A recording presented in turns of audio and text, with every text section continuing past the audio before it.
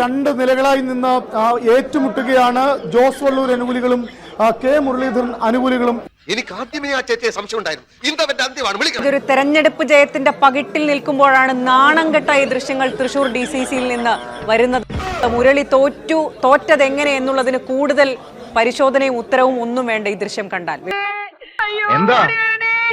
Thrissur DCC ഓഫീസിൽ K മുരളീധരന്റെ തോൽവിക്ക് ശേഷമുണ്ടായ തർക്കങ്ങൾ കയ്യാങ്കളിയിലേക്ക് നീങ്ങി എന്നുള്ളത്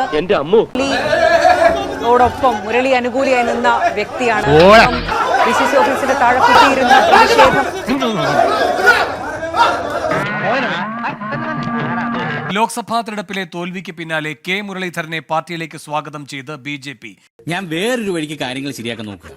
നമ്മുടെ പൂഞ്ഞാറ്റുകാരൻ വഴി UPF-ലേക്ക് ഒരു ശ്രമം. മുരളീധരന് ഇനി ജയിക്കണമെങ്കിൽ BJP-യിൽ എത്തണമെന്ന് സംസ്ഥാന അധ്യക്ഷൻ കെ സുരേന്ദ്രൻ. എന്ത് വേണ ചെയ്തു, പക്ഷെ ദേഹോപദ്രവേൽപ്പിക്കുന്നു. ഇനി ഒരു തെരഞ്ഞെടുപ്പിൽ മുരളീധരൻ ജയിക്കണമെങ്കിൽ BJP-യോടൊപ്പം വരേണ്ടി വരും. അമ്മയ്ക്കിപ്പോ ഇടത് മാത്രമേ പറ്റുള്ളൂ എന്നൊന്നും ഇല്ലല്ലോ.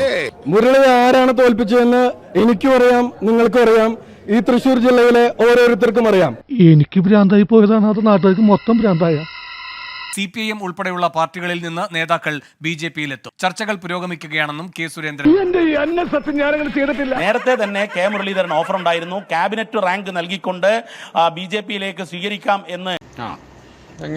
BJP കെ മുരളീധരനെ സ്വാഗതം ചെയ്തിരിക്കുന്നു. വലിയ ഓഫറുകൾ മുരളീധരന് കൊടുക്കുമെന്നുള്ളത് തന്നെയാണ് നമുക്ക് ലഭ്യമാവുന്ന സൂചന. ഇത് നമ്മുടെ ശ്രദ്ധ തിരിച്ചുവിടാനുള്ള ഒരു ചട്ടമ്പി നാടകമല്ലേ എന്നാണ് ഞാൻ ചോദിക്കുന്നത്. മറ്റൊരു കാര്യം, CPIM-ൽ നിന്ന് ഉൾപ്പെടെ BJP ഇനിയും ആളുകളെ റാഞ്ചാൻ പോകുന്നു.